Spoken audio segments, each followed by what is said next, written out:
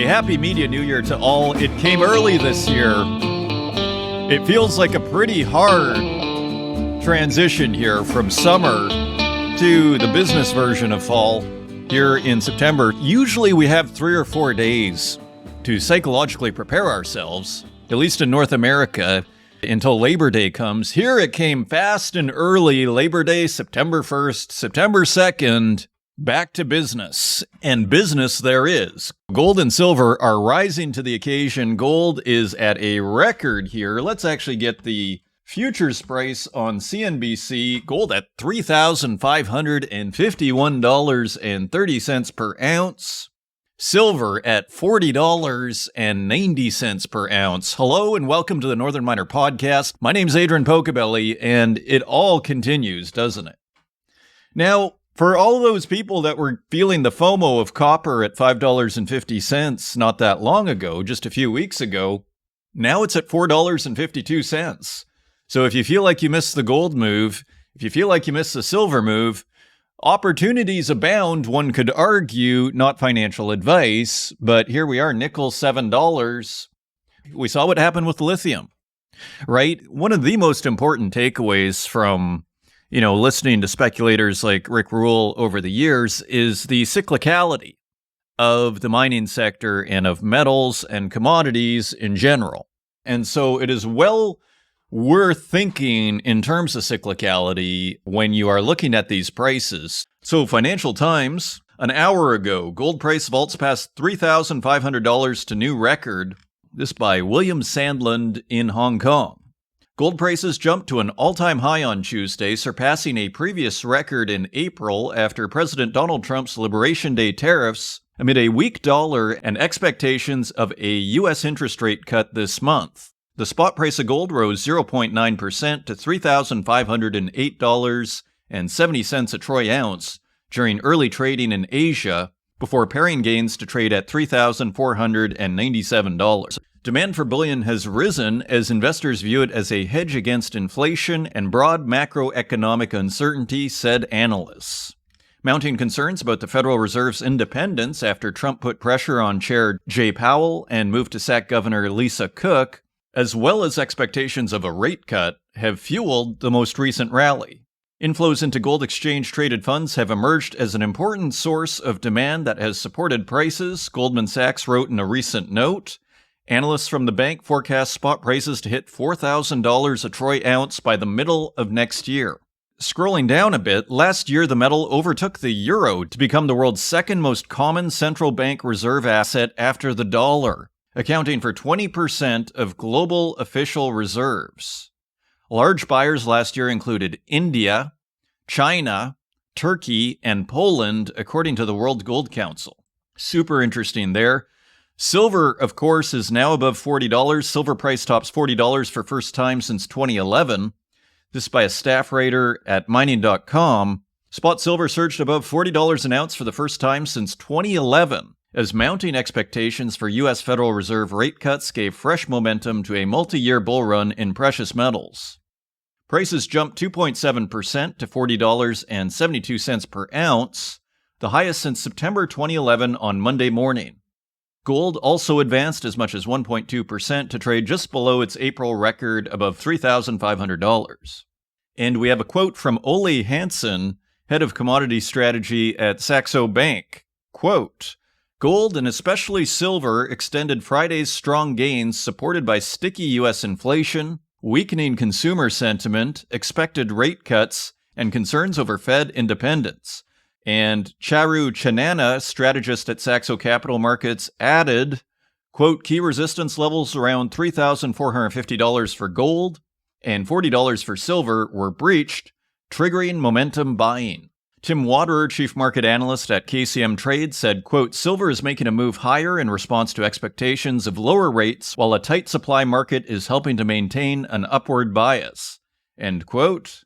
And finally, UBS analyst Giovanni Stavono said, quote, "The market is watching for Friday's U.S. job markets report, anticipating that this would allow the Fed to resume rate cuts from September onwards, given this supports investment demand." End quote. And Ironically, perhaps, quite a headline that we have from the northern miner, Newmont plans sweeping job cuts. This is just last week, this by a staff writer at northernminer.com. Newmont is preparing a major cost reduction plan that could lead to thousands of job losses, Bloomberg reported on Wednesday, citing people familiar with the matter. The world's largest gold miner, which completed its $15 billion acquisition of Newcrest Mining in 2023, is targeting a reduction of as much as $300 per ounce in all-in sustaining costs. That would represent a cut of about 20% and bring Newmont closer in line with its lowest cost peers. Newmont's costs have surged in recent years, climbing more than 50% over the past 5 years due to higher energy, labor, and material prices. The situation worsened following the Newcrest acquisition, which expanded the miner's portfolio to about 20 operations, including copper assets. Shares in Newmont have surged 80% year-to-date on stronger bullion prices. The stock was flat on Wednesday at $72.39 per ounce in New York. The stock is up, gold is up. That must be a tough meeting, because it's not that we have to get rid of you because the business is about to fail if we don't. It's more we have to get rid of you so that we can be even more profitable, and so our stock can go even higher. I mean, that sounds like a tough speech to give, doesn't it? So let's see if that actually happens. One imagines it will. More fallout from a rising gold price, one could argue. Burkina Faso's nationalization rattles West Africa's gold sector. This by Cecilia Jamasmi at mining.com. Burkina Faso is accelerating its drive to nationalize natural resources, requesting this week to acquire another 35% of West Africa Resources' Kiaka gold mine, a move that forced the miner into a trading halt on Thursday. The company said the government wants to raise its stake in Kiaka, which poured first gold in June, quote, for valuable paid consideration, end quote. It added the trading should resume Monday. West African Resources has grown from struggling explorer into one of West Africa's biggest success stories, producing about 500,000 ounces of gold a year at low cost. The company says it has already paid hundreds of millions of dollars in taxes and royalties to Burkina Faso, with revenues expected to reach the billions once Kiaka ramps up. Orezone Gold, which operates the Bombore mine, also halted trading after the news. The company said it has received no similar requests from the government, but plans to meet with officials this weekend. The development highlights the fragile investment climate in West Africa, already rattled by political instability in Mali. So, more instability for miners in the Sahel. Another gold story, Swiss gold industry lobby rejects idea of U.S. relocation. This is Bloomberg News via mining.com. Switzerland's trade group for gold refiners opposes a relocation of some operations to the United States to ease a trade imbalance between the countries and help tariff negotiations, newspaper Neue Zürcher Zeitung reported. The government is trying to find ways to get President Donald Trump to lower his 39% tariff on Switzerland, which is damaging companies and the economy. There have been suggestions that moving gold refining capacity to the United States would be an option to appease Trump. Christoph Wild, president of the Swiss Association of Precious Metals Producers and Traders, told NZZ that the government, quote, shouldn't make hasty decisions, end quote. And one wonders how much of an impact this story is on the gold price, which hasn't been mentioned yet. This is Reuters via mining.com. China's net gold imports via Hong Kong more than doubled in July. And this was posted on August 26th, so last week. China's net gold imports via Hong Kong rose 126% in July from June, Hong Kong Census and Statistics Department data showed on Tuesday. As the world's leading gold consumer, China's purchasing activities can significantly influence global gold markets. The Hong Kong data may not provide a complete picture of Chinese purchases, as gold is also imported via Shanghai and Beijing. Net imports via Hong Kong to China for July stood at 44 metric tons, compared to 19 metric tons of net imports in June. China's central bank added gold to its reserves in July, its 9th consecutive month of purchases, official data showed earlier this month. And we have a quote from UBS commodity analyst Giovanni Stonovo. Quote, I guess Chinese investors still are looking at gold to diversify their asset base, and therefore we have seen a shift in flows towards China in July. Also, the Shanghai gold price traded above the London price most of the time in July, an indication of solid demand last month, although this month it was less so. Stivono added. So very interesting developments there in the gold and silver market. Let's continue. Financial Times with a very interesting story on the Ukraine minerals deal. Here is the headline. Ukraine launches lithium project to advance minerals deal with U.S. And this is by Camilla Hodgson and Leslie Hook in London. Ukraine is opening bidding for a major lithium deposit as the government pushes to advance a minerals deal with the U.S. in spite of a dispute over the rights to the site. Ukraine's Prime Minister Yulia Sviridenko said Wednesday the government had approved plans to develop the country's mineral resources sector, including launching a tender for lithium mining at the Dobra site in central Ukraine. Quote, "We expect an investor who will ensure not only extraction, but also the development of value-added production in Ukraine," end quote, she wrote on Telegram, adding that the site has significant reserves of the battery metal. However, NASDAQ-listed Critical Metals claims to already hold the rights to mine the Dobra site via its relationship with European Lithium, its largest shareholder. So, Critical Metals claims to own the rights to the Dobra site. The article continues, the tender is the first that has been issued as part of a U.S. natural resource deal that is a core element of the Trump administration's transactional approach to Ukraine. U.S. companies will get preferential treatment as part of the deal. Scrolling down, Australian-listed European Lithium told the FT in July that it had been granted the Dobra license and that its rights to the site had been confirmed by Ukrainian courts. In spite of that claim, the government has pushed ahead with plans to open a tender. U.S. government-backed mining company TechMet has expressed interest in developing the Dobra project. Chief Executive Brian Manel confirmed on Wednesday that the company would bid when the tender launches. Critical Metals and European Lithium did not immediately respond to requests for comment on Wednesday. And we have a quote from Mikhailo Zernov, a board member at both European Lithium and Critical Metals, who said in July, quote, "It is our license, it is our rights. You cannot propose something for another investor before you finish with us. In this fight, we are trying to protect ourselves," end quote. He warned the dispute would dampen the investment environment in the war-torn country. Quote, "Ukraine should create a good atmosphere for investors, clear rules for the license. If the license rules change every 2 or 3 years, it cannot work," end quote. Neither Critical Metals nor European Lithium have provided details of the license or the court ruling to the FT. And on Bloomberg via mining.com, we have a related headline, Ukraine says minerals deal with U.S. progressing, quote, "nicely," end quote. Ukraine's deal to give the U.S. sweeping rights to natural resource projects is advancing as both sides launch operations of a fund that the Trump administration demanded in return for further support for the war-torn country, Ukraine's economy minister said. Quote, "The fund is progressing very nicely," end quote, Ukrainian economy minister Oleksiy Sobolev told Bloomberg TV Friday while on a trip to the United States.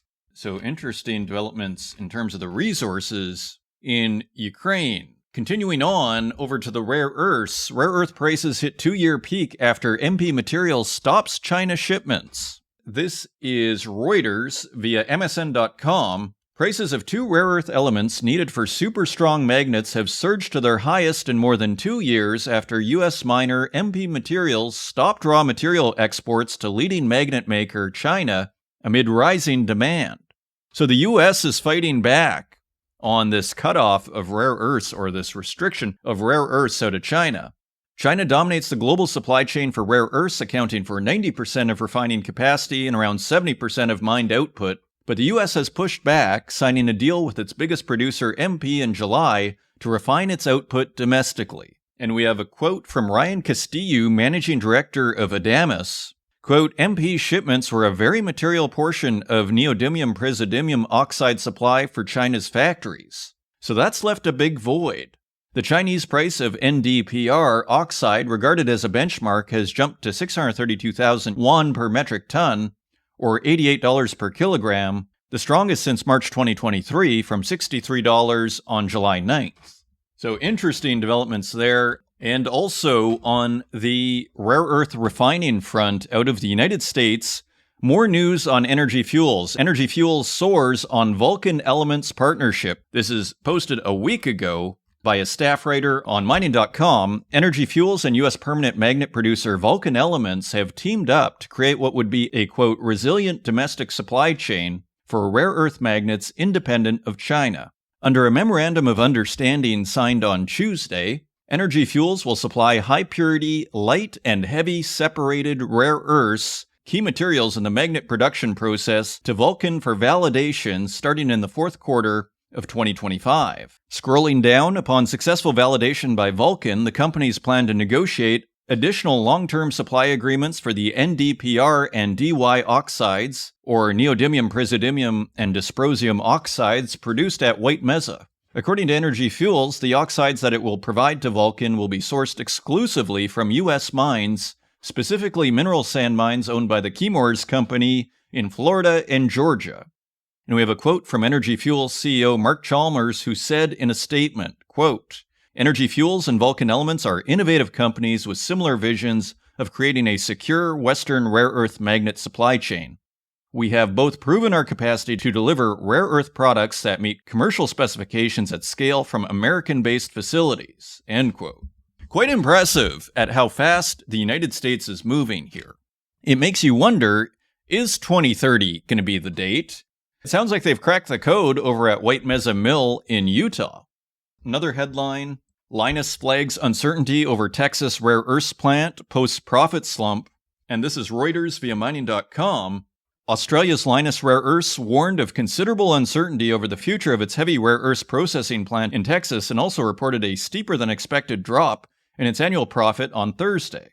Lynas, the world's largest rare earths producer outside China, said it is in negotiations with the U.S. Department of Defense to reach a mutually acceptable offtake agreement for production from the Texas-based Seadrift facility. Quote, while there can be no certainty that offtake agreements will be agreed, any offtake agreements would need to be on commercial terms acceptable to Lynas. And we have a quote from CEO Amanda Lacaze, who said on an investor call, quote, we are big supporters of continued investment in development of outside China's supply chains. But just remember, Lynas is the linchpin of the outside China supply chain, and it is important that policy development is done in such a way that continues to protect that because, as I said before, development of new plants can be long and uncertain, end quote, she said. Very interesting in the sense that with all of the boost, in a sense, to MP Materials and investment, does that cause problems for Lynas, who basically sounds like they're struggling? Another headline, Critical Metals and Ucore inked 10-year offtake deal to supply rare earths to U.S. plant. And so this is another processing facility. So the U.S. going full bore here in developing rare earth processing facilities. And just a couple of lines here. Critical Metals has signed a 10-year offtake agreement to supply heavy rare earth concentrate to Ucore Rare Metals Processing Facility in Louisiana.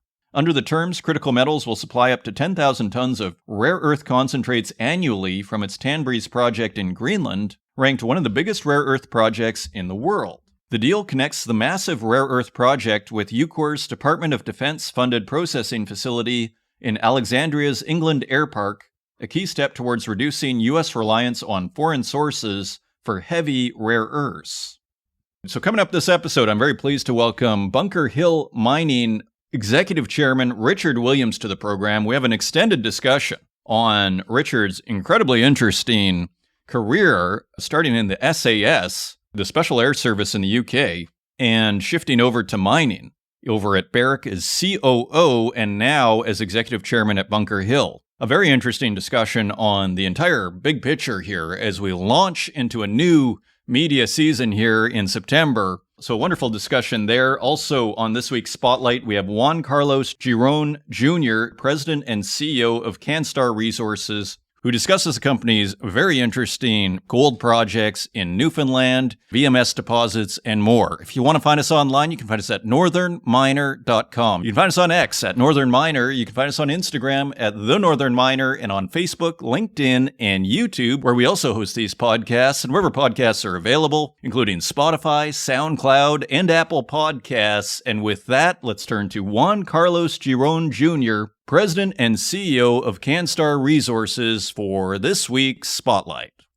Joining us today, I'm very pleased to welcome to the Northern Miner for this week's Spotlight, Juan Carlos Giron Jr., President and CEO of CanStar Resources. Juan, welcome to the show. Thanks for having me, Adrian. It's great to have you. Of course, the Northern Miner, based out of Canada, started in Canada, and you, Juan, have a company that is also working in Canada.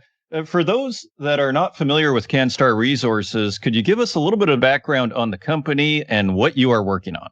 Absolutely, yeah. So CanStar is a TSXV listed metals and mining company that is currently developing 3 exploration projects in Newfoundland. Our strategy combines what we call intelligent exploration, essentially, geology first, technically driven exploration in the best jurisdictions that we can find, and combines that with strategic transactions to grow, to basically completely focused on creating shareholder value in the mining sector during what we believe is a very exciting time in the markets. As I mentioned, our projects are based in Newfoundland. It's consistently a top 10 Fraser Institute jurisdiction.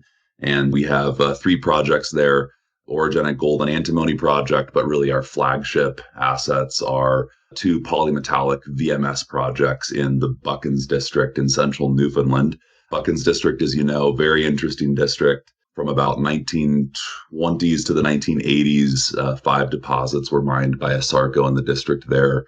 Generally considered to be the highest grade VMS deposits of all time, about over 20% base metal content by volume. Those deposits also produced over 750,000 ounces of gold. So, really interesting setting there. We believe that the district has not seen the level of exploration with modern tools that can really unlock what we believe is a lot of additional potential there.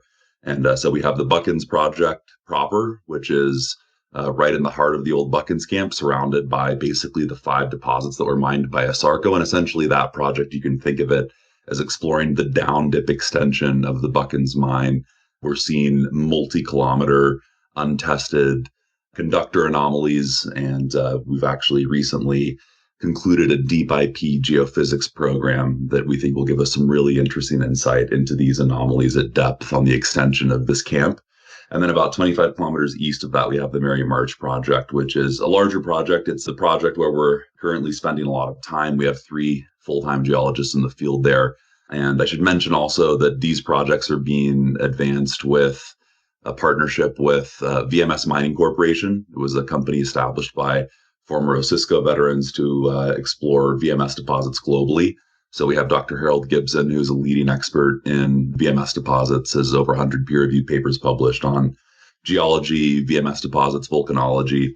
So we have $11.5 million committed there over 3 phases in that district of non-dilutive exploration capital. So a bit of a mouthful there, but that kind of gives you a little bit of an overview of who we are as a company and what we're focused on and where we're currently exploring. Okay, very interesting. So, in other words, would you consider yourself then like a gold-focused company? It sounds like these are polymetallic projects that you're working on. How do you see the company in that regard? Yeah, look, from a commodity standpoint, we're opportunistic. Fundamentally, we love gold, but we also really have a strong focus on, critical metals, critical materials. One of the big differentiators for us, kind of looking at our background, is, kind of bringing together the best of mining and the best of outside of mining. So if you look at our advisors and you look at our board of directors and you look at our management team, you'll see people with backgrounds in NATO and UBS and Goldman Sachs and Booz Allen Hamilton and Newmont and Altius and Wheaton. And so, really it's about, being opportunistic. And fundamentally, we're focused on just creating shareholder value in this. And, as I mentioned, this time in the market, which I think is really interesting. I do think that, we're at the early stages of the next sustained upcycle in metals markets. I think gold is going to be consistently very interesting, especially given the level of global central bank purchases that we're seeing in the global south. But, I think we're in a really interesting time for critical metals like the metals we have in the Buckens district there. It's actually one of the reasons that we're so excited about these VMS deposits. I think they're sort of an overlooked deposit type. Of course, there's plenty of, VMS mines out there. There have been plenty of them, but it's sort of a space that can tend to be overlooked by some of the major companies. But really, I think for this kind of environment where you have, sort of, let's say, volatility, some geopolitical instability, inflation concerns, this global central bank purchase dynamic, but also, you have a situation where by 2030, maybe 10% of the world's copper demand could be accounted for by data centers, as a result of the boom in AI. We think these polymetallic VMS deposits kind of give you a little bit of everything. So at Buckens, you have basically, zinc, copper, lead, as well as gold and silver. And then, at our Golden Bay project, the golden antimony, we think gives us great optionality in this environment as well. Okay, excellent. So, how do you approach working on these projects? Like, are you working on all three simultaneously? Are you more focused on one than another? How are you developing these projects? Yeah, let me maybe just give a little bit of context as to how we kind of got involved with these projects in particular, because, it's no accident that we ended up in sort of Newfoundland with these particular projects. So my background, I started my career at UBS. I was in their offshore banking division for about 10 years and ended up getting involved with a hard tech company, the venture backed in Houston, Texas, and had some clients in the mining sector, and ultimately left the bank and worked at this company for a time, and ended up being, actually, it was as a result of that job directly, the chief financial officer of a Amex listed gold and silver producer out here in Nevada. And look, fundamentally, we believed, again, we were seeing a really interesting structural opportunity in mining. And so in 2023, with the backing of J. Paul Austin, who's currently on our board, we set out to identify the right vehicle, if I can describe it that way, the right foundation to really execute on, what we believe is an exciting vision in the mining sector. And so we spent the better part of 2023, doing diligence, evaluating projects, evaluating companies, and then through a relationship with Altius Minerals, a little over $1 billion Canadian listed company, very strong presence in Newfoundland. I think they're the largest landholder in Newfoundland. Through a relationship with Altius Minerals, that's one of the larger shareholders of CanStar, we got introduced to CanStar and had an opportunity to basically bring in a new management team, some new board members, new advisors, focused on these Newfoundland assets. We loved the jurisdiction, of course. And when we got involved with the company, we basically recapitalized in January 2024. And then, focusing on, basically managing dilution and capital efficiency. We've seen strong insider shareholder purchases, and we've seen early warrant exercises. So over the last kind of 12 months plus, to answer your question as to, how we're focusing on the projects, our initial focus was on sort of the systematic evaluation and sort of building on the groundwork that had been laid for these projects. So, kind of geological modeling, geophysics, infill prospecting, but also a lot of engagement with advisors and building this advisory team. So if you look recently, I think our most recent advisor that we added is Dr. Stephen Piercy, who's a full professor at Memorial University in Newfoundland. And then, once we laid that foundational groundwork, we announced last year, and that was at all three projects. And we announced earlier this year the partnership with VMS Mining to bring in this $11.5 million of strategic exploration capital to the VMS assets. And since then, that's really been where we've devoted the majority of our time from a bandwidth standpoint. We're moving fast. That deal was announced following months of due diligence by VMS Mining, led by Dr. Harold Gibson. So it allowed us to hit the ground running. So right now, the gold project, we're continuing to advance it in ways that make sense, kind of, high value, systematic type exploration. But the focus right now is really the VMS assets. We have, as I mentioned, 3 full-time geologists there in the field, and pretty much, rotating them full-time in the field, and then bringing in consultants. Dr. Harold Gibson, Dr. Rodney Allen were out there in July. I actually spent some time up there as well. So yeah, that kind of gives you a little bit of an overview. You've got to focus. You've got to focus on the highest leverage opportunities when you're a company like us that, we think has an exciting foundation, but we're still small, obviously. So that's kind of our approach. Okay, excellent. So as we wrap up, Juan, what is the roadmap here? How do you see the next, say, 6 months to 24 months playing out? How are you going to tackle this? Yeah. So as I mentioned, we've been, came in January 2024, focusing on building a foundation that can deliver shareholder value. We view this as kind of, a sort of let's say kind of a 5-year plus sprint. And we kind of think of it as, building a strategy that's capable of delivering, 10 to 20x over that time frame. And essentially, if you look at kind of where we are now, we've had, this kind of foundational work last year that went into the projects.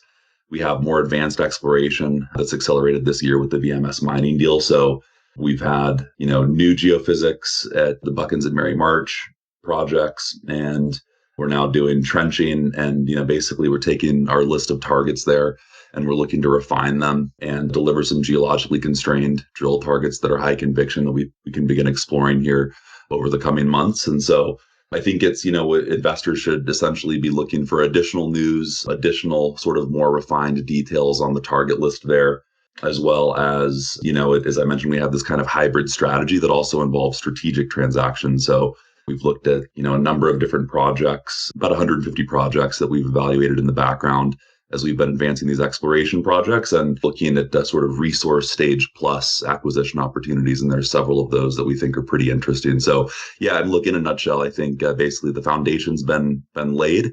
And now, we're really looking to ramp up the organic and strategic growth. And we think there's going to be a lot of interesting news forthcoming, and think this is going to be an exciting time for people to start getting familiar with the story. Juan Carlos Giron Jr., President and CEO of CanStar Resources, thank you for joining us and telling us all about what you're working on at the company. Thanks for having me, Adrian. Appreciate it. And thank you once again to CanStar Resources for sponsoring this week's episode of the Northern Miner Podcast. If you want to learn more, visit canstarresources.com. Turning to the website, Mers and Carney vow deeper cooperation on critical minerals. It's interesting. It seemed like Schultz was trying to do that with Trudeau maybe a year and a half ago. Let's take a look at this. This is Bloomberg News via mining.com. Germany and Canada pledged to expand cooperation on securing supply chains for the critical minerals that are key to energy and defense technologies. Chancellor Friedrich Merz and Prime Minister Mark Carney discussed the initiative, which includes co-funding on new projects and builds on earlier commitments between the two allies in talks Tuesday in Berlin. And we have a quote from Mark Carney. Quote, "For too long, Canada's vast reserves of nickel, cobalt, and other critical minerals have been underdeveloped, allowing Russia and China to dominate the global market." End quote, Carney said in prepared remarks distributed by his office. He continued, quote, "Canada is ready to be a reliable supplier for our allies, particularly Germany, as Europe's largest economy and Canada's largest trading partner in the European Union." End quote. A joint declaration of intent sets out a, quote, "mutual intent to innovate, invest, and collaborate through rules-based trade," end quote, and Germany and Canada will, quote, "help catalyze private capital to fund new projects and build resilient supply chains," end quote. Scrolling down at a joint news conference with Merz, Carney told reporters that there are, quote, "a huge range of immediate opportunities," end quote, around critical metals and minerals, as well as, quote, "medium-term opportunities," end quote, with regard to energy, including liquefied natural gas and hydrogen. He also highlighted major investments expected in port infrastructure, such as at Montreal and at Churchill, Manitoba, to help expand metals and minerals exports. Quote, "There's a lot happening. It's the number one focus of this government to build that infrastructure, and particularly infrastructure that helps us deepen our partnership with our European partners," end quote. And then, a document distributed by the Prime Minister's office cited 3 agreements between Canadian and German companies. Troilus Gold, a Canadian development stage mining company, sealed a supply agreement with Aurubis AG, under which the Hamburg-based company is expected to purchase a significant portion of Troilus's future copper concentrate production. Torngat Metals, a Quebec-based rare earths development company, and Vacuum Schmelze, a producer of rare earth permanent magnets, signed a memorandum of understanding on the long-term supply of separated rare earth oxides. And Rocktech Lithium, who I actually interviewed in person in Berlin on this podcast about 5 years ago. A Canadian-German clean tech company signed a MOU with Enertrag SE to connect their lithium conversion plant in Guben, Germany, to Enertrag's solar and offshore wind farms. After his talks with Merz Tuesday, Carney was meeting with top German executives to discuss investment opportunities and how to secure supply chains for energy and natural resources, particularly the critical minerals needed for EV batteries. Marcus Schaefer, Chief Technology Officer and Head of Purchasing at Mercedes-Benz Group, was among those present, according to the Stuttgart-based car maker. Continuing on, Canada and allies to explore funding critical minerals project, Minister says. This is Reuters via mining.com. So the floodgates are opening here. Canada is working with its allies to potentially fund critical minerals transactions similar to what the U.S. government did with MP Materials to diversify the supply chain from China, Energy and Natural Resource Minister Tim Hodgson told Reuters on Tuesday. The key target, Hodgson said, would be minerals subject to China's export restriction, which is challenging the production of important types of mineral products in G7 and NATO countries. I think you'll see us looking at similar types of transactions working with our allies, Hodgson said. The difference between the MP Materials deal is all of the output goes to the United States there. We are interested in doing these sorts of deals in partnership with our allies to share the output with our allies, end quote, he said. Continuing on, Sweden to scrap uranium mining ban with nuclear build-out looming. This is Bloomberg News via mining.com. The Swedish government proposed to remove a ban on uranium mining to reduce the need for imports as the country eyes a renaissance in nuclear power. The change is due to take place from January 1st next year and means that the ban in the nation's environmental law will be removed, according to a statement on Thursday. Sweden generates about a third of its electricity from nuclear but relies completely on imported uranium, the fuel used in reactors from nations including Canada, Australia, and Kazakhstan. State-owned utility Vattenfall AB has also purchased Russian fuel in the past, but those deliveries stopped in 2022 after the invasion of Ukraine. And we have a quote from Climate and Environment Minister Romina Pourmokhtari, who said Wednesday at a press conference ahead of the publication of the proposal, quote, "I want to reduce this vulnerability in our energy supply and start to extract the uranium we have here in Sweden," end quote. Sweden currently has 6 reactors in operation, and Vattenfall plans to build several new units over the next decade to meet the growth in power demand. Finland's Fortum Oyj is also studying whether to invest in new plants. Continuing on, Sprott buys £50,000 for $5 billion uranium trust. This by Blair McBride at the Northern Miner. The Sprott Physical Uranium Trust holdings now total about £68 million of uranium after it bought £50,000 of the energy metal this week in another bet on the resurgence of nuclear energy. That buy brings its total third-quarter purchases to £1.2 million of uranium oxide, its highest level since last year's second quarter. BMO Capital Markets analysts Helen Amos and George Heppel said in a note on Thursday. Its holdings amount to a market value of about $5 billion US, according to Sprott. Continuing on, energy exec tasked with speeding up project approvals in Canada. This is Reuters via mining.com. Canada named senior energy industry executive Don Farrell on Friday to lead a new office designed to fast-track the review and approval of natural resources projects such as mines and pipelines, a process that can take a decade. Prime Minister Mark Carney announced the Major Projects Office earlier this year, saying streamlining will boost gross domestic product and help offset the damage from U.S. tariffs. Farrell, who was CEO of the Trans Mountain Pipeline from 2022 to 2024, and her team will identify projects in the national interest and help speed up their development. This should reduce the approval timeline for major projects to a maximum of 2 years, Carney's office said in a statement. Quote, "For too long, the construction of major infrastructure has been stalled by arduous, inefficient approval processes, leaving enormous investments on the table," end quote. And also some headlines of some projects that are already moving forward. This by Henry Lazenby at the Northern Miner, British Columbia OK's Mount Poly copper gold pit expansion. Another headline, Northern Graphite keeps Quebec mine alive with federal support. That's by a staff writer at mining.com. And they have been given a lifeline to extend operation at its flagship Lac des Îles mine in Quebec after securing $6 million Canadian in funding from the Canadian government. It's almost like the government will not let you shut down your mine out of bankruptcy now. Another headline, Nova Scotia OK's next gold mine. It's by staff at the Canadian Mining Journal. Next Gold Mining secured industrial approval from Nova Scotia for its Goldboro project, clearing one of the last provincial hurdles to a planned construction start next year. The decision follows 7 years of consultation and the project's environmental assessment approval in June 2022. Goldboro is outlined as a 15-year mine, including 11 years of operations on a mix of Crown and company land that includes a 8-kilometer Crown lease. So another approval. Another headline, Alaska fast-tracks permits with new Fed deal. This is by Henry Lazenby at northernminer.com. Alaska aims to move priority mining and oil and gas proposals faster through permitting after signing a new agreement with federal regulators. The FAST-41 cooperation with Alaska, the first state to do so, could shave a quarter of environmental permitting time down to 2.7 years from 3.6 years as the process coordinates schedules and seeks early conflict resolution, greater predictability, and transparency to federal reviews of major projects. And final couple of headlines here. Zijin Mining sees unprecedented global risks. It's by Bloomberg News via mining.com.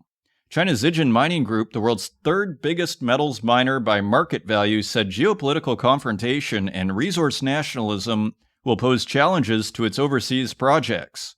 Quote, global uncertainties have become unprecedented, end quote, the copper gold giant said after reporting record quarterly earnings. Quote, the competition for critical minerals among major powers has entered a high-intensity confrontation phase.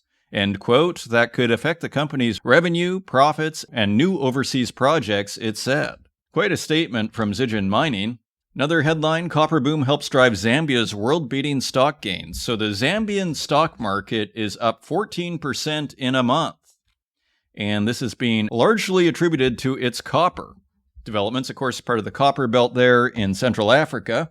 Another headline, Chinese lithium prices near 3-week low on easing supply concerns. This is Reuters via mining.com. Prices of lithium carbonate futures in China hit their lowest in nearly 3 weeks on Thursday on easing concerns over potential production suspensions in Yichun in the south of the country after a local miner secured a safety license. So those are your news stories. Now, let's take a look at metal prices.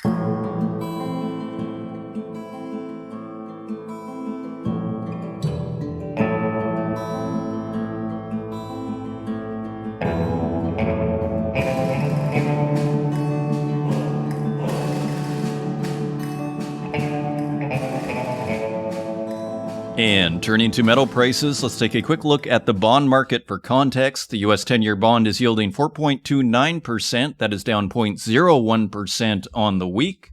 The UK 10-year gilt is yielding 4.79%. That is up 0.05% on the week. So continuing to march towards 5% on the UK 10-year gilt. Italy's 10-year bond is yielding 3.7%. That is up 0.09% on the week. The German 10-year Bund is yielding 2.79%. That is 0.05% higher on the week, also continuing its march higher. The Japanese 10-year bond is yielding 1.63%. That is down 0.01% on the week. So consolidating at quite high levels there. And the Chinese 10-year bond is yielding 1.77%.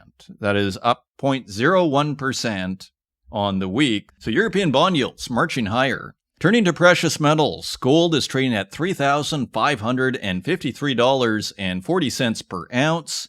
That is $134 higher than last week. So big jump in gold. Silver is trading at $40.90 per ounce.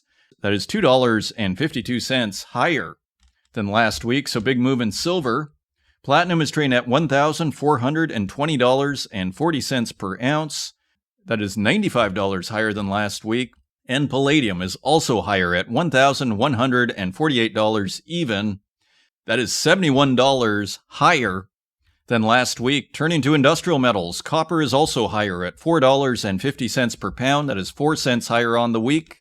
Iron ore is trading at $101.81 per metric ton. That is 39 cents higher on the week, so edging barely higher. Aluminum is unchanged at $1.19 per pound. Lead is also unchanged at 91 cents per pound. Nickel is back above $7 at $7.01 per pound. That is 22 cents higher on the week. Tin is also higher at $15.88 per pound. That is 54 cents higher than last week and almost at the $16 level on tin. Cobalt is unchanged at $15.12 per pound. Lithium takes a breather finally at $11.16 per kilogram. That is 81 cents lower than last week after 2 months of nonstop weekly gains. Uranium is trading at $76.65 per pound. That is $2.60 higher than last week. And finally, zinc is trading at $1.29 per pound.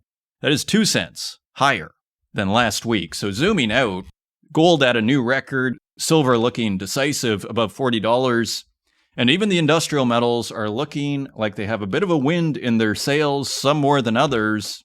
But all to say, the metals complex continuing to sail forward in a fairly healthy way from a price perspective, and those are your metal prices. Coming up, I'm very pleased to welcome Richard Williams, Executive Chairman at Bunker Hill Mining, to the show for the very first time. It is an extended and fascinating interview on the big issues that are facing the mining industry in 2025.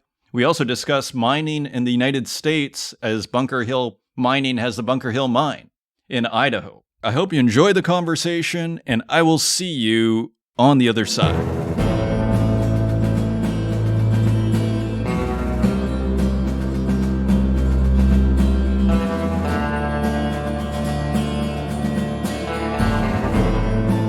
Joining us today, I'm very pleased to welcome to the Northern Miner podcast for the very first time, Richard Williams, Executive Chairman of Bunker Hill Mining. Richard, welcome to the show. Thank you very much. I love Northern Miner, and it's a great pleasure to be here today and looking forward to this. Thank you, Adrian. Well, wonderful words to begin on, Richard. So we are delighted to have you here as well. So one can't help when one does the background research on you, Richard. You have quite an interesting past here, and we have all sorts of different kinds of personalities in the mining industry. Yours definitely stands out with your background in the Special Air Service, or SAS. Seems like you had quite prominent roles there. Can you tell people a little bit about yourself and what you were doing with the SAS and how you ended up in mining? Thanks, Adrian. It certainly tends to be the first question one gets asked. I was the commanding officer of the SAS between 2005 and 2008. But I'd been in the SAS on and off since the early 90s. I come from a family that was a mining family. My father was born on a gold mine in Zimbabwe, and I was educated in the UK and went to the army for my first career. And I left in 2008, having done all that I could do within the Special Operations Forces in the UK, which was a very busy time, Iraq, Afghanistan, Islamic terrorism globally, and more, and wanted to get into mining, sort of following the family's footsteps. And I went via a hedge fund in London that was investing in mining, put on the board of a London-listed diamond mining business prior to the financial services, and then also, at the request of the US government, built a mining business in Afghanistan between 2010 and 2014. I was then headhunted by the new executive chairman of Barrick Gold, the current chairman, John Thornton, to come with a new team, which included greats like Sean Usmar and Catherine Raw and others, to help turn around Barrick Gold when gold price was falling and it had taken on too much debt, having bought a large copper business. We successfully achieved that turnaround together, which also involved me negotiating a settlement in Tanzania with the government of John Magufuli and a subsidiary called Acacia. And that allowed John to buy Mark Bristow and Randgold Resources, and a number of us stepped down. So what you have in that story is a Special Forces officer who commanded British Special Forces Regiment, the SAS, transitioning into mining via the complicated and difficult locations of the world, and then finding himself at the top end of what was then the world's largest gold mining company. And the theme through all of that, Adrian, is the ability to take sensible risk and lead and manage people. Because ultimately, Adrian, in my view, although there's a lot of technology involved, mining is ultimately a people business and is judged by people and is valued by people. And that's not too dissimilar to the military. I love far off juxtapositions like you're delivering for us here, Richard. So that is super interesting. So with that kind of background, I mean, I feel like your dual expertise, I'm sure you have others, that it kind of fits perfectly in this time of resource nationalism. And I'm wondering, again, with all of your travels and with your dad being involved in a mining company in Zimbabwe, in a sense, I guess my question here for you is, how have you seen things change? Like, I assume the simple answer would be we've seen an increase in resource nationalism, but I'm sure you could add a lot to that. What do you have to say? Yes, it's interesting. There has been a wish to ensure two things. One, the safe, secure supply of metal that is critical to the economies, manufacturing economies of the world. And then, secondly, the wish for certain countries, particularly in the developing world, but not exclusively, to ensure that the nation has more of the value from mining that it had previously had. And then thirdly, that mining is done to the highest possible standards so that the consequences of it are minimized. Those are sort of themes that when I joined mining prior to the financial crisis of 2008 were driving everybody's thinking anyway. It's totally natural. If you're a developing country, you'll want to have as much of the value sustainably as you can to help develop your country. It's perfectly natural that in a competitive world, that there are certain critical metals that you need for your defense, for your critical industries. Critical metals as a name is not new. I mean, the Defense Production Act in the United States came out in the 1950s and demanded that the Defense Department stockpiled certain metals ever since then. Zinc, for instance, started back then.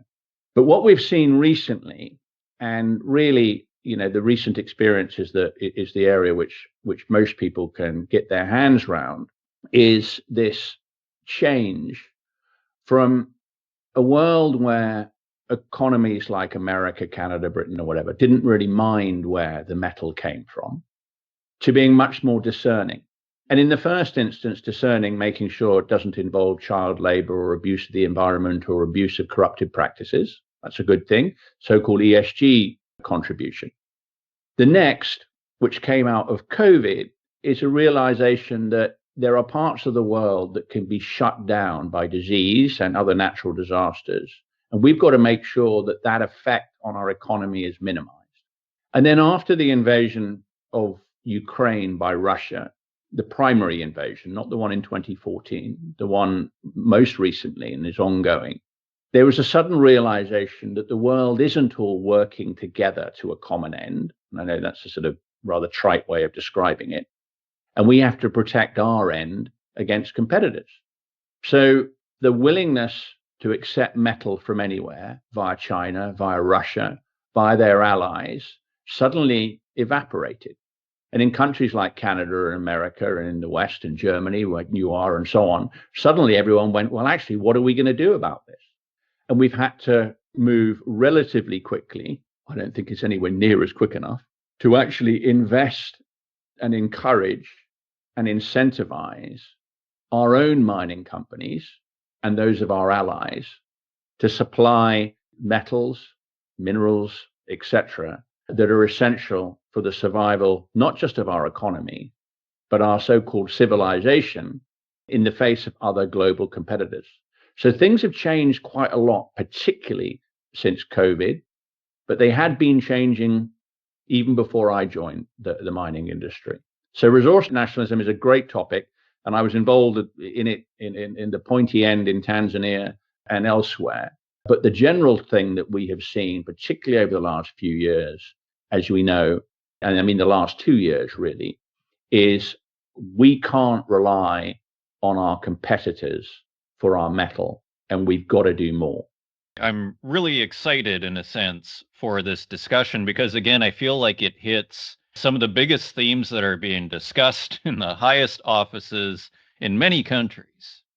And so here's a question for you as someone that was involved, say, with the SAS and with, I don't know how involved you are with policymakers, but let's call them with thinkers in the government, I assume, in the early mid 2000s and even the 20 teens, when China was scooping up all of these mines all over the place, my dad would rail at, why are these things being given away? I mean, and today I feel like now that sentiment is shared by many, but that's a pretty recent sentiment. I mean, when all of these, assets were being scooped up in the last 20 years, up until say 3 or 4 years ago, I mean, were people concerned? Like, were you hearing concern? Or were you concerned? How would you characterize the kind of mindset towards it?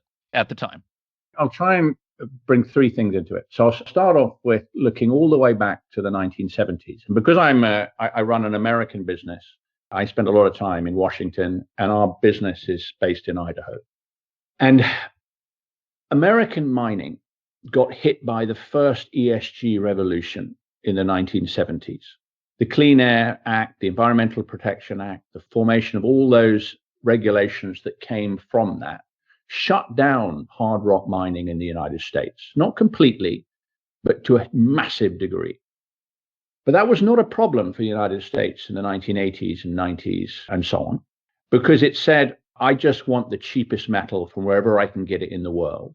And a whole bunch of trading organizations emerged through Mark Rich, Glencore, and others. And it didn't matter where the metal was coming from. The American consumer of metal, the manufacturing base, just wanted the cheapest possible, because that then delivered, economic welfare to its own country. Perfectly normal in a globalized system. Now, from the 1980s and on, and we've seen the emergence of China as a global economic superpower. And they knew to achieve that, they needed metal. And they got themselves much better organized for that outcome than we currently are today. They built state-owned mining companies, they trained people, they allocated capital, they allowed the companies the freedom to go and secure assets and overpay for it. And it fed this growing economy, which was China. And from there, China realized it needed to build refining and smelting operations locally because they need economies of scale to make money. But China was the primary consumer. And that benefited us too, because who wants to build those dirty things that are low margin? China did all that. We'll just have the final product. So we benefited from the rise of China. Our mining companies, our junior mining companies, say in Canada or America, that took an interesting asset up the value curve and looked for a buyer or looked for cheap capital to get them there, China was more than happy to provide that. And the mining industry boom depended so much, not just on the growth of China for demand, but from the growth of China for access to capital. And we were all laughing about it and thinking, my God, this is a never-ending boom. And it's a product of globalization, and it's a product of free trade, and everything is good. The second part of the answer is, when I was chief operating officer at Barrick Gold, our chairman, very, very experienced in the business of understanding China, having previously been Goldman Sachs and is a professor of leadership at Tsinghua University, had a very positive view, which corresponds with everything I've just said about China, and said at the time, any serious mining company needs to partner with China for its future. And so we did joint ventures with Shandong Gold and Zijin Mining in Papua New Guinea and in Argentina. And it was part of the strategy that John was developing. It was a good strategy at the time to build relationships with China, because we get access to cheaper capital and we get access to assets alongside that Chinese boom. And so those of us who were worried about perhaps, we'd have had to have been thinking, decades ahead at that time, that what does this mean if China becomes a competitor? We're in the minority. And it's only been very recently that we've said, actually, China's competition, there are elements to it that are seriously malign. And we find that in Canada, we find that in America, we find that in the UK, we find that elsewhere. And there's a limit to globalization if everybody's strategic outlook is different. If we're more mercantilist, I read economics, as economists would say. In other words, we're putting ourselves first at the expense of others. And there's a feeling that that is what China ultimately is doing. And so we find ourselves right now going, how do we counter China's dominance of the metal supply chain? And you then get all these charts being produced in Washington, Canada, and elsewhere saying, wow, 80% of our germanium, 90% of our gallium, 100% of this, or whatever the list is, we've got to change. The problem we've got at home on the Western side, if we put China on the Eastern side of the world, and again, I'm simplifying it because it's more nuanced than that, is to actually bring mines into production quickly requires a lot of money, and requires a lot of people, and requires a lot of freedoms. And there hasn't been a lot of money for mining because a lot of money has gone into different sectors or has been constrained as a result of regulations. There hasn't been a lot of people because we haven't needed it, because we've been getting our metal from overseas. And growing miners is as hard as building a mine. And in terms of freedoms, do we think our governments are really going to push back upon very sensible environment laws and very sensible indigenous sharing laws and so on at a rate that is going to allow us to build mines fast? And the answer is no. And so we're in this position where we can see what we would like. The difficult question, because it's a political question much more than it is an economic question, is will the Western world be able to do what China did back in the 90s? And the answer probably is no, because we're a democracy and they're an autocracy. And with an autocracy, you can get stuff done quickly. And in a democracy, it's much harder unless you have an existential crisis, because it requires you to bring quite sensibly, and I'm a free market capitalist Democrat, not in terms of my political parties I'd choose, but in principle, you have to bring many more people along with you to deliver that type of change. So your question's a really good one, and it's a really timely one. But we in the mining industry are being asked, in the West, are being asked to do now more than we can do without serious government help. And that's a new position to be in.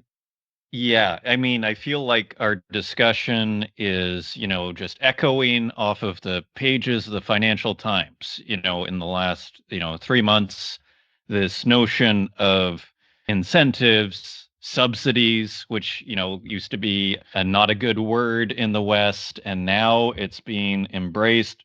Now, you say that, no, we probably can't do what China did for ESG reasons, which it sounds like you attribute a lot of kind of how we ended up in the current situation to ESG in large degree.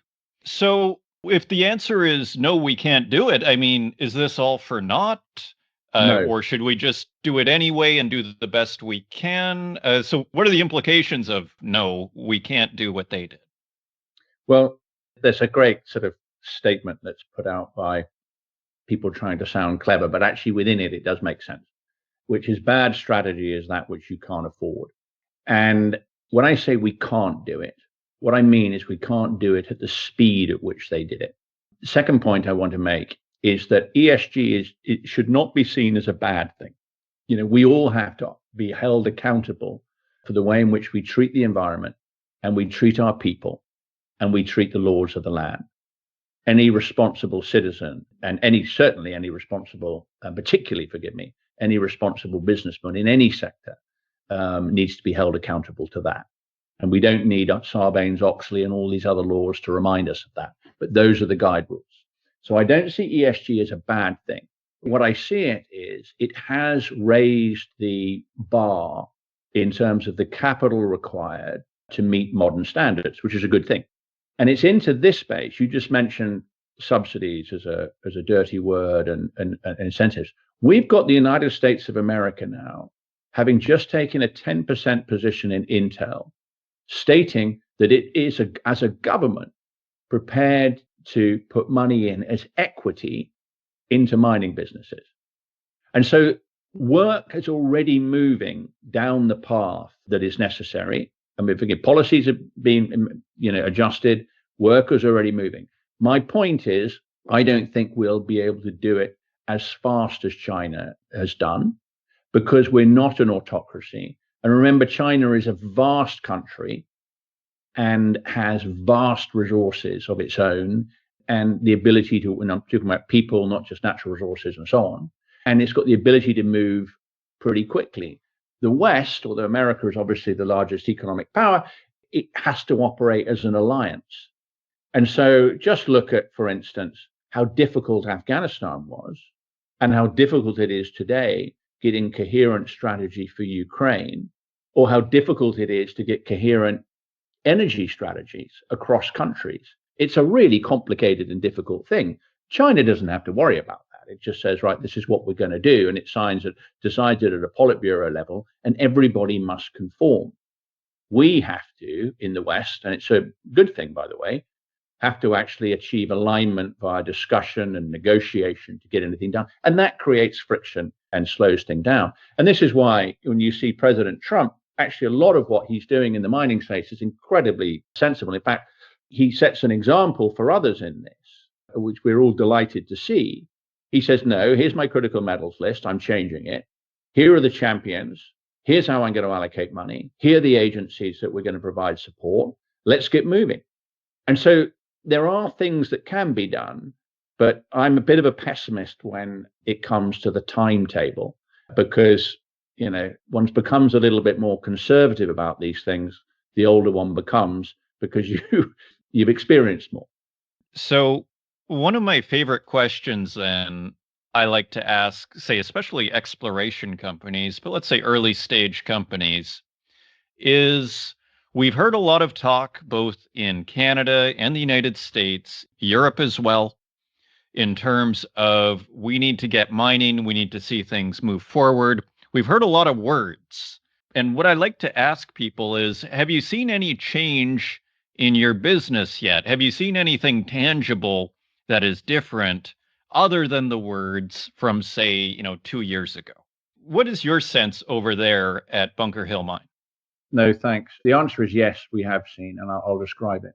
Just to remind everybody, Bunker Hill Mine is a zinc, silver, lead mine that ran for 100 years and was shut in the 1980s because it couldn't keep up with the environmental regulations. It was a vertically integrated business with a smelter and a zinc plant.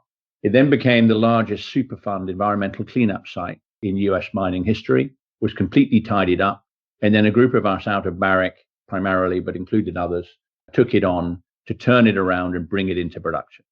And when we bring it into production, we'll be the first mining operation of any scale in an environmental cleanup site in American history, creating jobs for the locals and setting an example for others in that domestic supply chain reinvigoration story that I've been talking about. Now, we got into this as COVID hit. So life was very hard in the capital markets. And then we had all the challenges that came from Ukraine and elsewhere. More turbulence. The macro position was very, very upsetting. And as a result, our capital structure was, not what we wanted it to be, more dilution, more debt, etc. But very recently, and I mean in the last year or so, our place in the American domestic supply chain, partnered with our second largest shareholder, Teck, out of Canada, has suddenly become strategically important in Washington. Our concentrate will go to Teck's Trail smelter in British Columbia, which itself produces approximately 50% of the germanium and gallium and 100% of the zinc stockpiled by the US Defense Department and other defense users every year. And anybody providing concentrate to that Trail smelter becomes important to the United States. Zinc is a critical metal. Silver is about to be a critical metal, as is lead. So into this space, I'm spending a lot of time in Washington. I say, what could the US government do to help us? And most important thing, for the US government is they want security of supply. So they said, okay, you're starting your operation at 1,800 tons a day. Have you got any plans to increase that production? We said, yes, we have, conceptually. We'd have loved to have started off this way, but we couldn't get the capital for it. We'd like to go to 2,500 tons a day. So we started a program called Bunker 2.0, even though we haven't started our mine yet. It starts early part of next year, for an expansion program. And the United States Export-Import Bank said, okay, we'll give you $150 million, pending all the underwriting due diligence, of low-cost government debt to allow you to expand your production to 2,500 tons a day.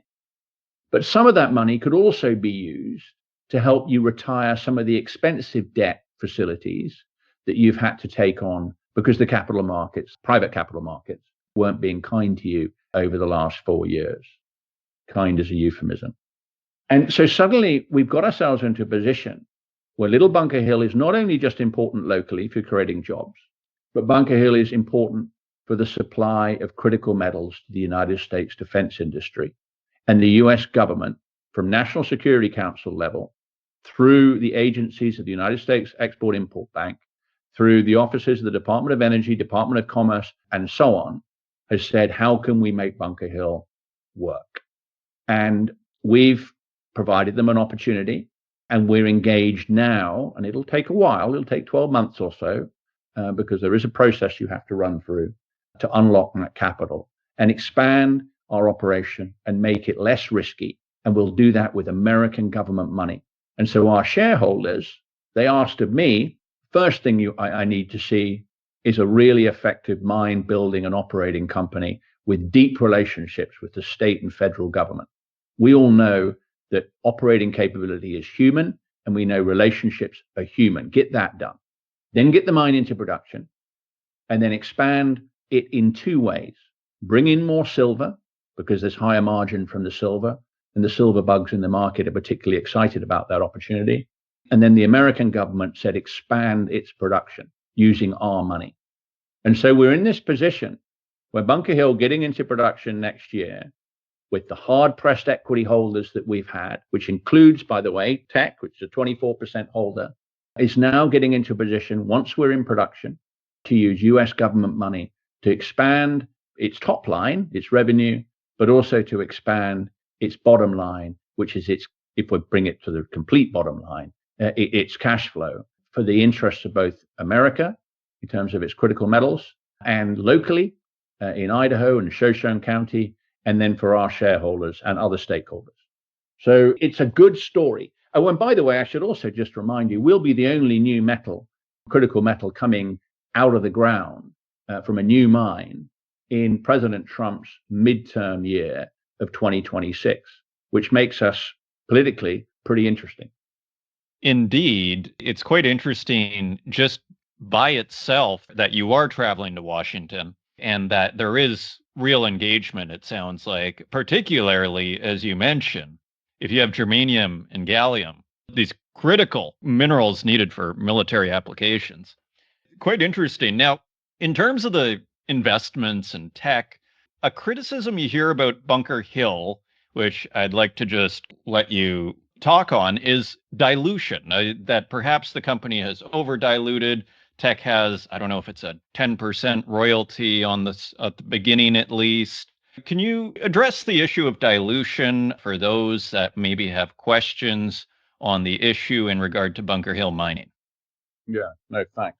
Look, firstly, I'm a shareholder, and I've earned some of my shares through the reward scheme in compensation, but I've also, at every single raise, injected my own money in Bunker right from the start. So I'm completely aligned with all shareholders who have had the experience of having their positions diluted on a number of equity raises. However, let's have a look at the context here.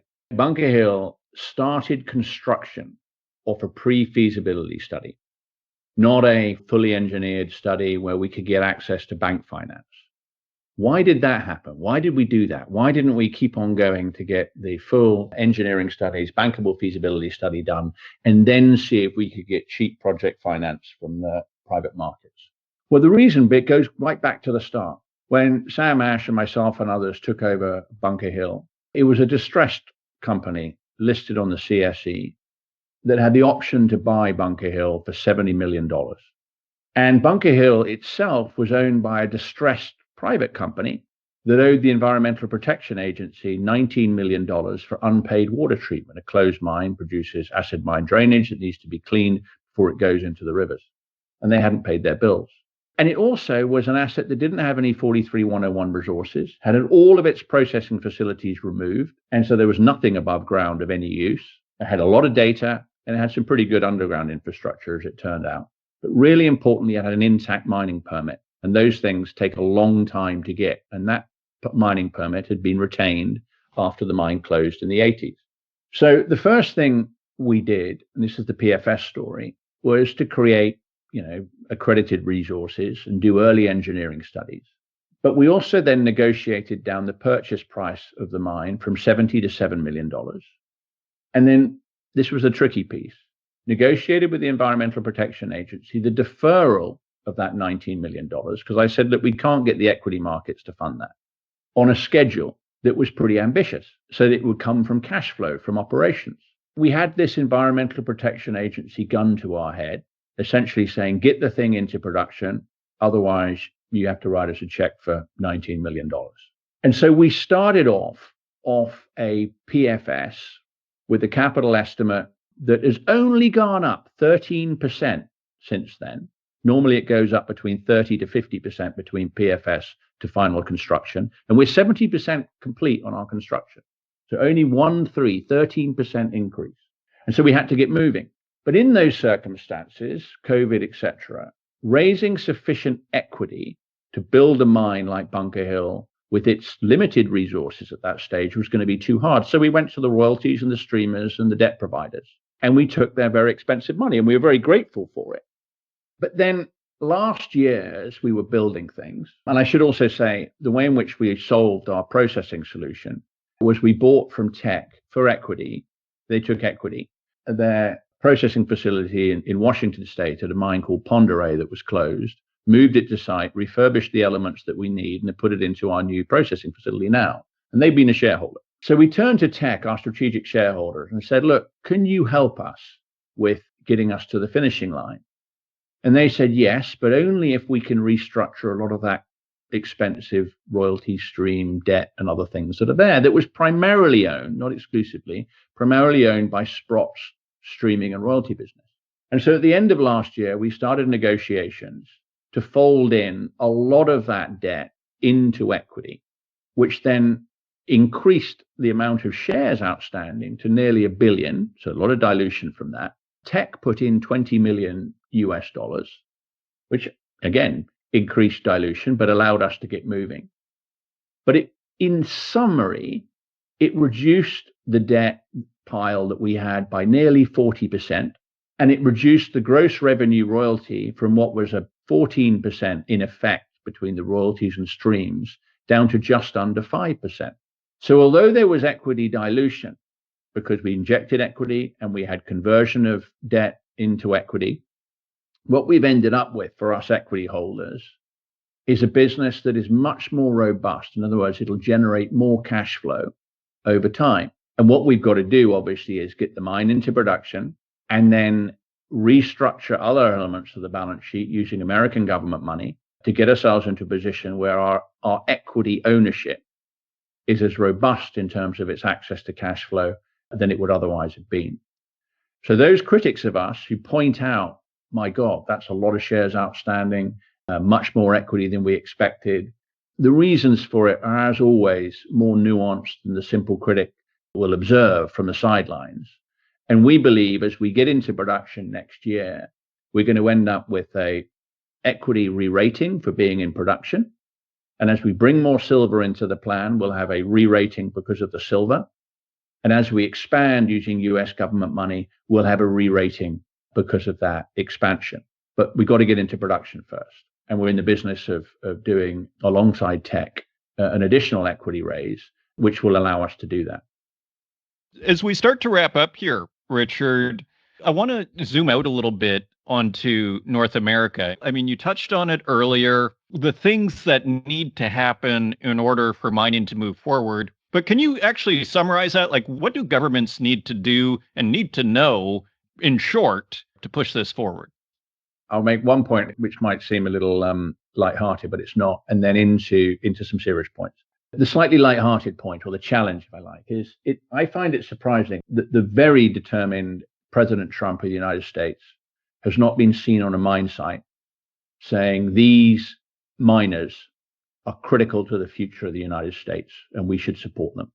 And the same with Prime Minister Carney on his travels, a lot of talking going on at the moment. Why is he not? He's been to the steel mills, he's been to the lumber. Why has he not been to a mine and saying critical metals in Canada can contribute to Western security, and these guys are really important to us? I'd like to see both of those things happening because, as you know, the world follows leaders, and President Xi is often seen on mine sites. Why are our leaders not doing it? That appears lighthearted, but it will have a big impact. Down into the specifics, what we're seeing at policy level, as I judge it, in Washington, and then I'm less familiar, but I watch it slightly more remotely in Ottawa, is everybody is starting to move in the right direction. But mining is a capital intensive business. And public capital is useful, and I've explained why it's useful to us. But private capital is even better because the discipline associated with private capital is really, as we know from if we're free market capitalists, it's far better than government capital over the long run. But what can governments do to incentivize the funds and the private capital markets to really get back into mining, having enjoyed the feast of tech or other booms along the way?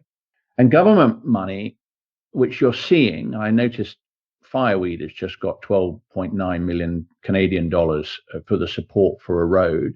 Government money is really well placed going into infrastructure, roads, power, education, ports, allowing the private capital to get into the mining that can benefit from those infrastructure investments. And I'll use one final Bunker Hill example. Bunker Hill has 6 cents per kilowatt hour power, as does everybody else in the Silver Valley. And that's as a result of investment in the 1930s in the Pacific Northwest power grid, specifically the hydro dams out in Oregon and Washington. That benefit of that vast investment in the 1930s, which helped to restore America to strength after the Great Depression, or it played its part in doing that, is still felt today. So if I was Canada and I'm sitting and saying the Arctic looks like we haven't paid enough attention to it, imagine, and this is quite controversial, but imagine them really accelerating the deployment of nuclear power into northern Canada and building ports for submarines and ships and improving the access to that area, what that would do for northern Canadian mining projects. It would completely revolutionize, in a good way, the structural cost base of operations up there. And that which was previously uneconomic becomes economic. And that's all as a result of government investment in infrastructure in the right places. And I think that's what we should be seeing much more of. It's a beautiful vision, controversial as it is, that you paint there, Richard, of the Arctic, a fascinating vision. Before you go, I have a couple of questions. One specific, a loose end, so to speak, which is you're at Barrick, prominent role at Barrick. Whatever happened to Pascua-Lama? Because it was the first project I thought of when I saw Javier Milei is, in power in Argentina, mining is going to boom. I'm not hearing about Pascua-Lama. I mean, it sounds like it's a mountain of gold from, the reporting of 13 years ago. Do you have any insight there for us? I have a dated insight. I don't know what's happening today. And Pascua-Lama was certainly on the Argentinian side, the associated and co-located, really. I mean, it's just coincident, forgive me. Mine of Veladero in that high Andes area was an area I spent a lot of time in. Yeah, you're right. Pascua-Lama, and I can't remember its numbers, have got vast amounts of gold and silver and in particular, but it sits astride Chile and Argentina. And there were lots of cross-border complications between those two countries that manifested themselves quite extremely in that mining license. And if you remember, Pascua-Lama was being developed, but it made some serious environmental management mistakes on the Chilean side of the border. And the Chileans said, we got to have all this tidied up before anything can happen. And so although the processing facilities were going to be on the Argentinian side, and this vast open pit mine right at the top of the Andes was going to be mined at both sides of the border, the reason it went wrong was because of depositing of spoil and waste on the Chilean side, and it all got shut down. We had a good look, inconclusive look, as it turned out, as to what else could be done to bring that mine into production. And I remember at the time them saying, well, the only way this makes sense is if gold gets to $1,500. Well, gold is at a high, which I have to say, when I was back at Barrick and we were trying to manage everything as it fell towards $1,000, that I could only have dreamed of, and it would have been seen mad if I'd even dreamed of it then. We were running our all-in sustaining costs at $730 an ounce, which is half of what it is today. And so I wonder, I really do genuinely wonder, and I have no insight into this, as to what Barrick or Chile or Argentina is thinking about that vast project.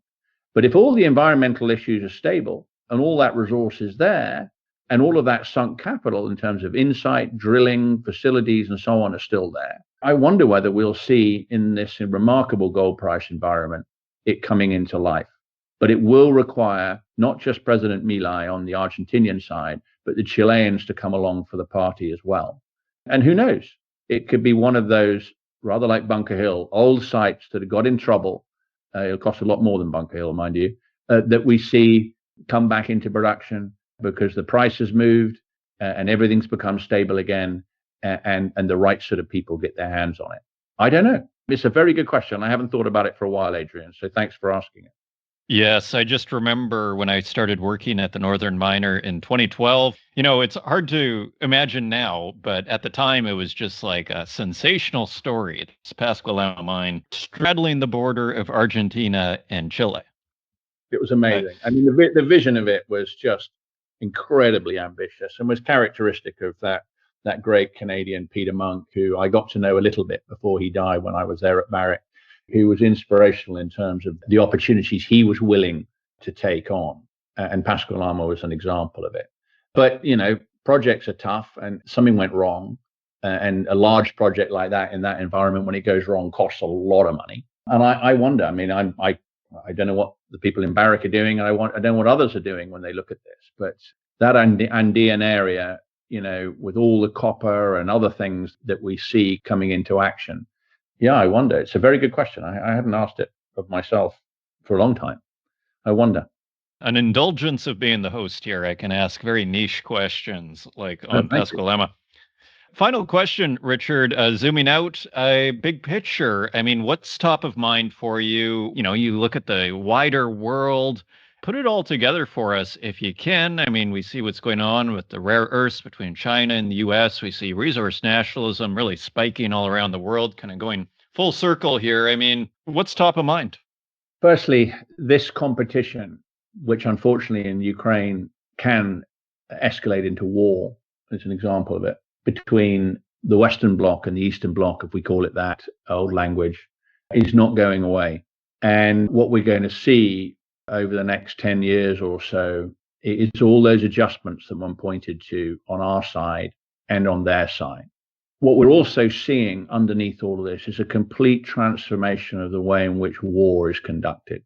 And people ask me often, do you think China will invade Taiwan? And my answer is, qualified. Firstly, I have no insight. I don't know. But if they do, it's not going to look like World War II. It's going to be robotic. Drones are going to be the dominant force, and it's going to be done in ways that is going to be very hard to counter. And where does that connect back into mining? All those drones and robots require metal. You mentioned germanium and gallium, but it's not just that. When you sit and think, why is it Washington has suddenly expanded, and they're doing it now, the USGS critical metals list? It's as a result of not just manufacturing and economic demand, but defense demand. And that is new. And people then ask me, do they think that is just a spike? Do they think if there's peace in Ukraine, which there could be, that's all going to go down? The answer to, like the various enthusiasms over the last decades, the answer is I don't think so. I think we're in, certainly for my lifetime and perhaps my children's lifetime, into a world of very intense competition, I'm afraid, where we're going to have to be a little bit more robust in what we do and a little bit more determined in how we build the infrastructure to support that, so that we don't lose in this competition, but we end up prevailing. And so our little role in this as miners is we need more people. We can't grow enough through the universities. And I just represent one example of this. We're going to have to get people from other sectors to get into mining with different approaches and work and fill the gaps, rather like you're building a military. You're just going to have to mobilize many more people, much more money to do it. And it's a very exciting place to be if you are into the business of building critical infrastructure for our Western way of life, which I believe all of us in the mining world are, and goes back to the point that you and I discussed before we came on the show. Why is it that the presidents of the Western world don't sit there and put their hands around the miners and say, boys, women, everybody, we need more of you to do more of what you're doing urgently and tell us what you need. And that's what I'd like to see happen. Richard Williams, Executive Chairman of Bunker Hill Mining, thank you for joining us and sharing all of your insights and perspective on this week's Northern Miner podcast. Thank you, Adrian. My pleasure.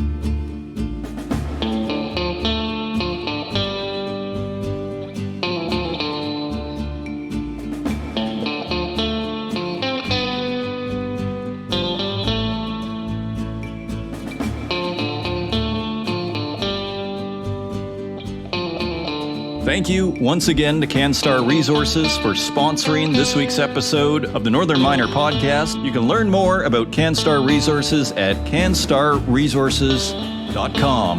And thank you, dear listener, for continuing to support this program.